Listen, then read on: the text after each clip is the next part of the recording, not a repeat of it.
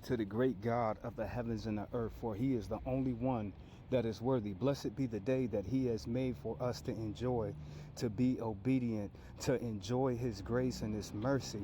And this day, all glory be given to Yah. Family, it is your brother Jehoshaphat Israel. We got a little topic for this morning time. And the main topic is, how do you know when you are saved?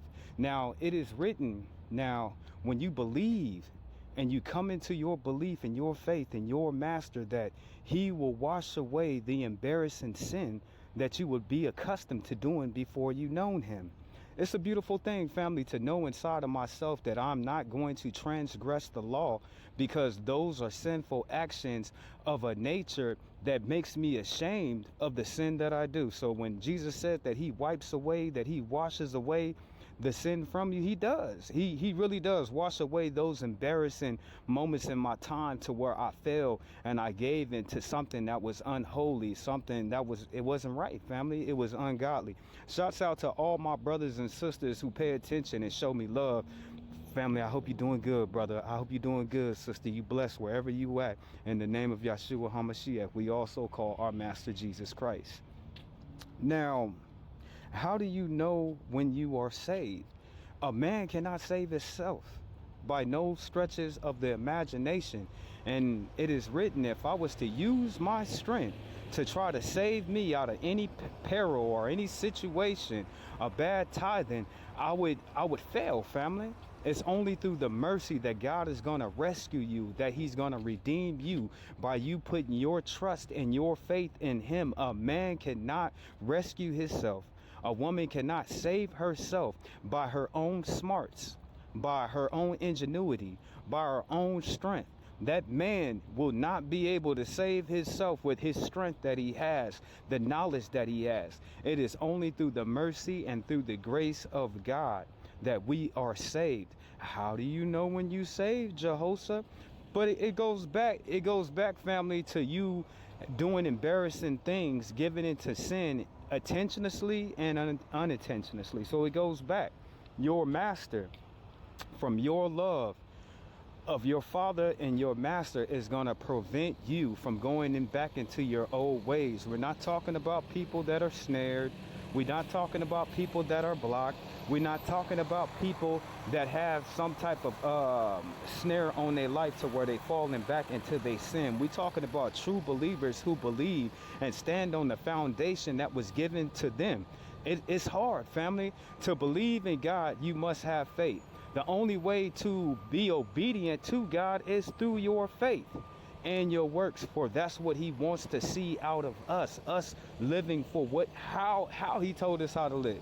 He told us the only way we can please him is to enact his judgment over our lives. And he told us through his word how he wants us to live, how he wants us to be good, how he wants us to treat people, how he wants us to be modest and have integrity and have love for your neighbor. God is not asking us a lot to live a good life, family. But how do you know that you are saved? You come out of the world, family. All those things that you see everybody giving into and everything that they put all the way to the highest heavens, you don't take no pleasure in any of those things. They don't bring you no pleasure. And the sin that you used to give into is disgusting to you. It's like shameful garments made out of blood that you wouldn't even try to put on your body, because it's shameful, family. And it's disgraceful to go back into a way of how you used to live. So how do you know that you are saved? That's when the tests come. That's when you see people change up around you.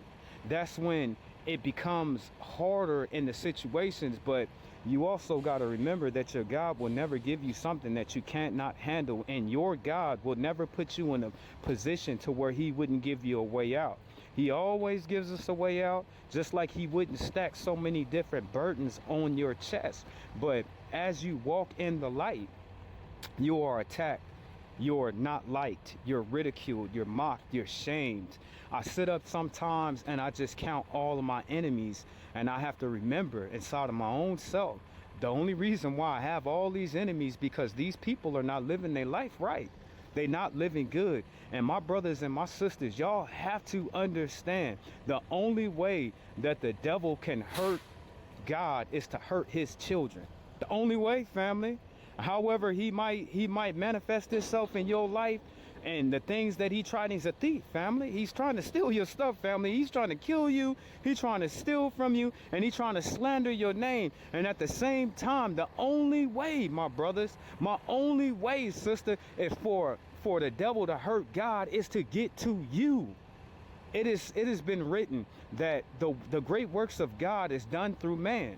So we are vessels down here on this earth, and we're used by God to do his great work. So why wouldn't the devil do the same thing through his children? Why he wouldn't try to copy and imitate and emulate the things that your father does? The only way that the devil can get at God is through you.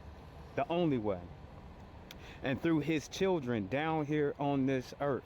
When you come into the word and you're walking a right life, you gain more enemies, family.